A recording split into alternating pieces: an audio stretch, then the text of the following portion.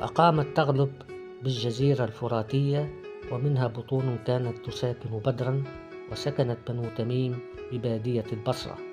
وأقامت بنو سليم بالقرب من المدينة، من وادي القرى إلى خيبر، إلى شرق المدينة إلى حد الجبلين، إلى أن ينتهي إلى حرة المدينة. وسكنت بنو أسد شرق تيماء وغرب الكوفة، بينهم وبين تيماء ديار بحتر من طي، وبينهم وبين الكوفة 5 ليالي.